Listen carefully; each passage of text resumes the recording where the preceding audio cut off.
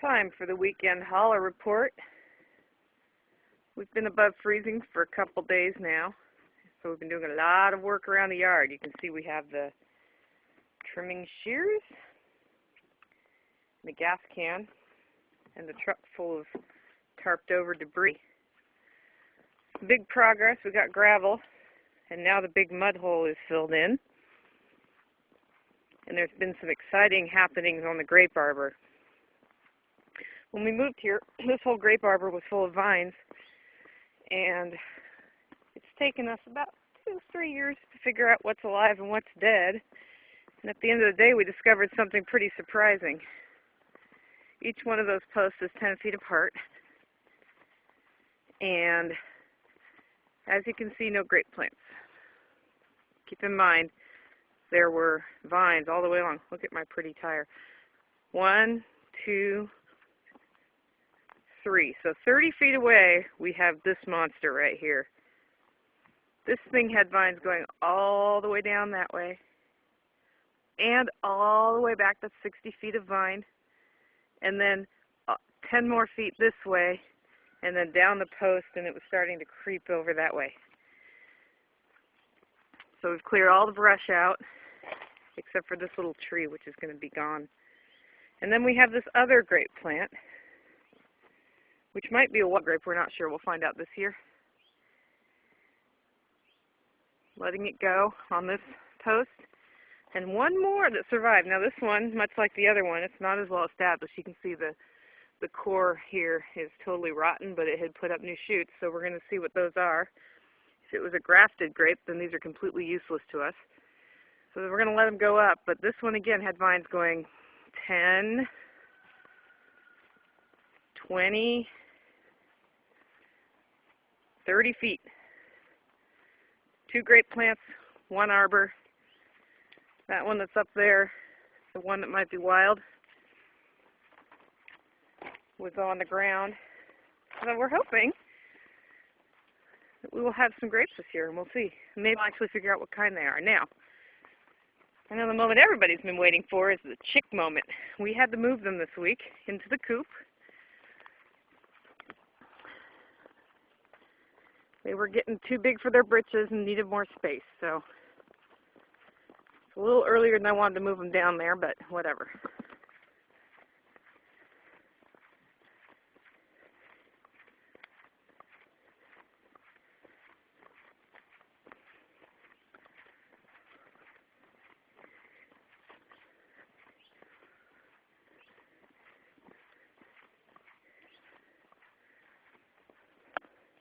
We've demudded here because we love gravel. It's the best invention in the world. So here's the coop. And look at these little fellas and ladies. They're looking happy as can be in there.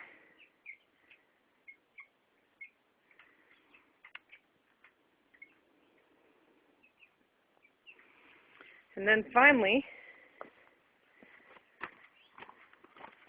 just in time for spring.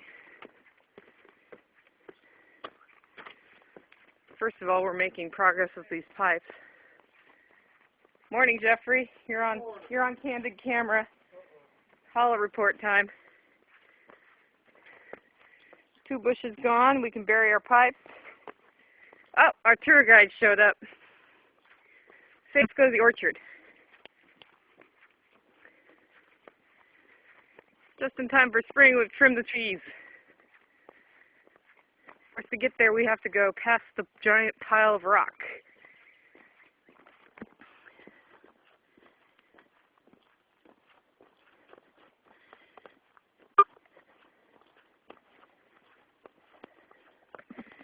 Here are the chickens. They're in the garden.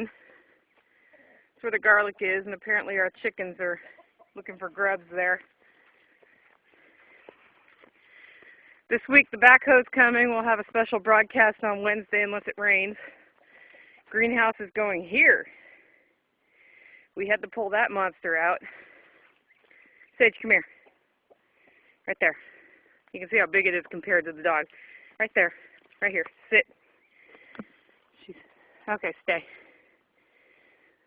The stump is bigger than sage. Okay, let's go. Floppy's still flopping.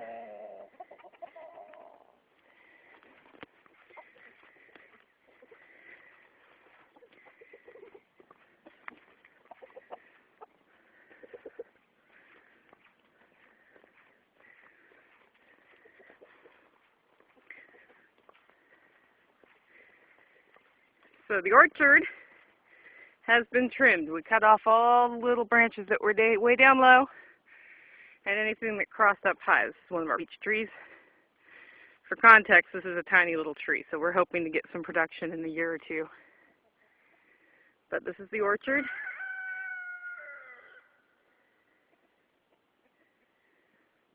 We're basically ready for spring to come on. We're just going to put a layer of mulch around the bottom of these trees. We'll be good to go.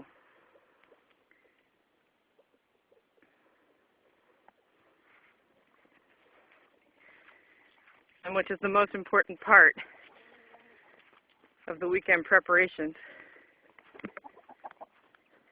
It's down the hill over here. Sorry for the long broadcast. It takes a while to walk all over the place.